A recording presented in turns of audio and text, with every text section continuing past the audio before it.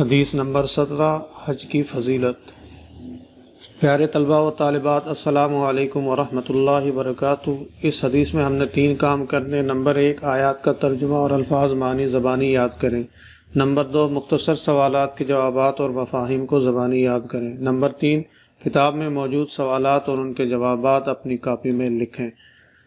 حدیث کے الفاظ ہیں: من حج، جس نے حج کیا، بیتا، اللہ کے گھر کا، فقضا، اور پورا کیے، مناسکہ، اس کے مناسک افعال، وہ سلیمہ، اور محفوظ رہے، المسلمون، مسلمان، من لسانہ، اس کی زبان سے، و یدہ، اور اس کے ہاتھ سے، غفر لہ، تو معاف کر دیے گئے، ما تقدم، جو پہلے ہو چکے، من ذنبہ، اس کے گناہ۔ ترجمہ جو لکھا ہوا ہے: جس نے بیت اللہ کا حج اور اس کے مناسک پورے ادا کیے۔ مناسک سے مراد حج کے دوران کیے جانے والے کام، افعال، ارکان، اور مسلمان، اس کی زبان اس کے ہاتھ سے محفوظ رہے، یعنی کسی کو کسی سے تکلیف کسی کو نہ دی، تو اس کے پہلے گناہ معاف کر دیے گئے۔ تو اللہ تعالیٰ ایسا حج کرنے کی وجہ سے اس کے سابقہ تمام گناہوں کو معاف فرما دیں گے۔ تشریح: حج بھی اسلام کا ایک اہم رکن ہے، یعنی جیسے نماز، روزہ، زکوٰۃ اسلام کا رکن ہے، حج بھی ایک اہم رکن ہے، اہم رکن ہے، مطلب یہ بنیاد ہے۔ ہر صاحب استطاعت مسلمان مرد اور عورت پر زندگی میں ایک بار بیت اللہ کا حج فرض ہے۔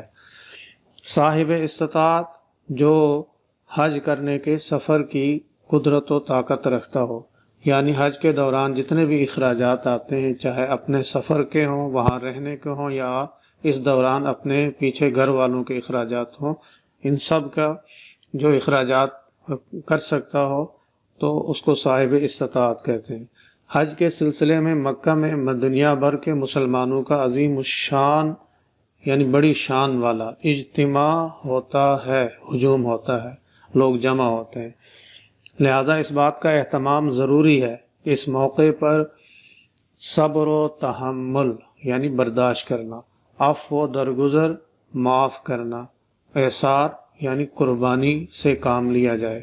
اپنے کسی مسلمان بھائی کی زبان سے دل آزاری، اس کا معنی ہے دل دکھانا، دل آزاری کی جائے، نہ ہاتھ سے اسے کوئی تکلیف پہنچائی جائے۔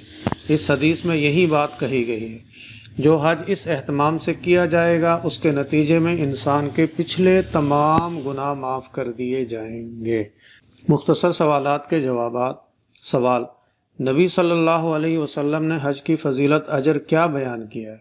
یا کبھی سوال یوں آ سکتا ہے: حدیث نبوی صلی اللہ علیہ وسلم کی روشنی میں حج سے کیا مراد ہے؟ جواب: آپ صلی اللہ علیہ وسلم نے فرمایا: جس نے بیت اللہ کا حج کیا اور اس کے مناسک پورے ادا کیے، اور مسلمان اس کی زبان اور اس کے ہاتھ سے محفوظ رہے، تو اس کے پہلے گناہ معاف کر دیے گئے۔ اس حدیث کا ترجمہ ہی اس سوال کا جواب ہے۔ سوال: حج کا اہم ترین رکن کون سا ہے؟ جواب: وقوف عرفہ، یعنی عرفات کے میدان میں ٹھہرنا حج کا اہم ترین رکن ہے۔ سوال: زندگی میں کتنی بار حج فرض ہے؟ جواب: ہر صاحب استطاعت مرد و عورت پر زندگی میں ایک بار بیت اللہ کا حج فرض ہے۔ سوال: حج کسے کہتے ہیں؟ جواب: حج کے لغوی معنی ارادہ کرنا، شرعی مفہوم یہ ہے بیت اللہ کی زیارت کا ارادہ کرنا حج کہلاتا ہے۔ سوال: مناسک حج سے کیا مراد ہے؟ جواب: حج کے افعال کو مناسک حج کہا جاتا ہے۔ سوال: حج کے دوران کن باتوں کا اہتمام ضروری ہے؟ جواب: حج کے موقع پر صبر و تحمل، عفو و درگزر اور اعصار سے کام لینا ضروری ہے۔ سوال: ایک مسلمان دوسرے مسلمان کے ہاتھ اور زبان سے محفوظ رہنے سے کیا مراد ہے؟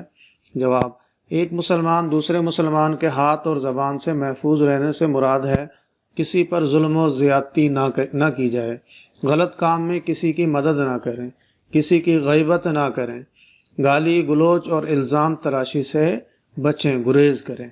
اس حدیث سے متعلق معروضی سوالات جو عموماً امتحان میں آتے ہیں۔ پہلا، حج کے لغوی معنی ہیں زیارت کا ارادہ کرنا۔ مناسک حج کا مطلب ہے حج کا طریقہ، حج کے افعال۔ سوال نمبر 3، حج کب فرض ہوا؟ جواب: سن 10 ہجری میں۔ سوال: حج اسلام کا اہم ہے رکن؟ سوال: حج کے لیے مسلمانوں کا عظیم اجتماع ہوتا ہے؟ جواب: مکہ مکرمہ میں۔ سوال: حج فرض ہے ہر صاحب استطاعت مسلمان پر؟ صاحب استطاعت مسلمان پر حج فرض ہے زندگی میں ایک بار۔